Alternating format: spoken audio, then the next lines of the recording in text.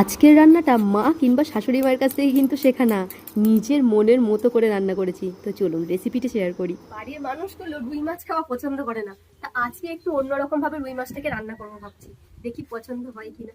তো রুই মাছ নিয়ে নিয়েছি বেশ কয়েকটা পিস। এবার এই মাছের মধ্যে পরিমাণ মতো নুন, হলুদ আর একটু লেবু নিয়ে নিয়েছি, সেটা রস দিয়ে দেবো।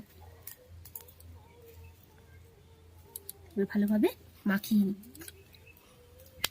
ভালোভাবে নুন, হলুদ আর লেবু রসটা মাখিয়ে নিয়েছি।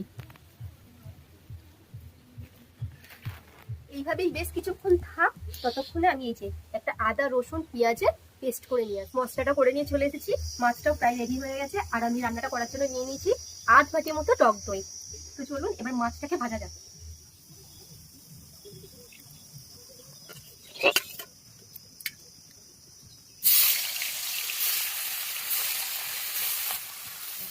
মাছটা ভাজা হতে হতে আমি এদিকে টক দইকে একটু ফেটিয়ে নিই। ভালোভাবে টক দইটা কিন্তু ফেটিয়ে নিতে হবে। চলুন, মাছ ভাজাগুলো কমপ্লিট হলো।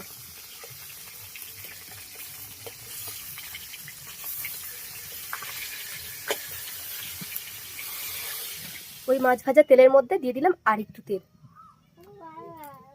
আর ফোড়নে দিলাম দুটো তেজপাতা, দুটো শুকনো লঙ্কা আর একটুখানি গরম মশলা। বেশ সুন্দর একটা গন্ধ বেরিয়ে গেছে। এবার দিয়ে দিলাম আমি ওই মশলাটাকে। এবার দেবো প্রয়োজনীয় মশলা, নুন, হলুদ আর একটু লঙ্কা গুঁড়ো।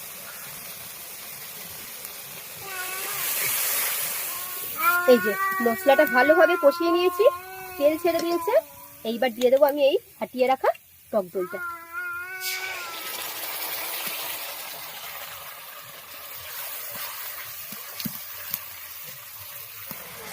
টক দইটা দিয়ে একটুখানি কষিয়ে নিয়েছি, এইবার দিয়ে দেবো এই মাছগুলোকে।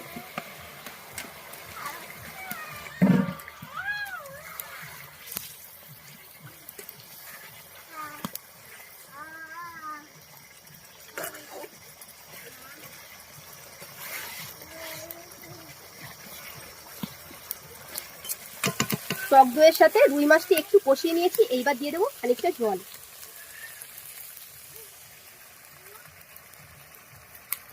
অল্প একটু জল দিলাম যাতে মাছটুকু সেদ্ধ হয়ে যায়। দিয়ে দিলাম টেস্ট ব্যালেন্সের জন্য একটুখানি চিনি।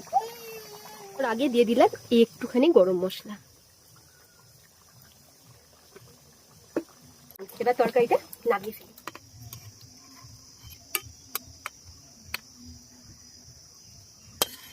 লেবু, গন্ধরাজ লেবু, তা এর খোসাটা একটু এর মধ্যে দিয়ে দিলে টেস্টটা অনেকটা বেশি বেড়ে যায়, তাই অল্প একটু লেবুর খোসা ছড়িয়ে দিলাম। চলুন একটু তৈরি করে ফেললাম আজকে। তো ভিডিওটি কেমন লাগলো অবশ্যই কিন্তু জানাবেন, আর যদি ভালো লাগে একটা লাইক আর কমেন্ট, আর যদি মনে হয় তাহলে একটা শেয়ার করে দেবেন। তো আজকের মতো টাটা।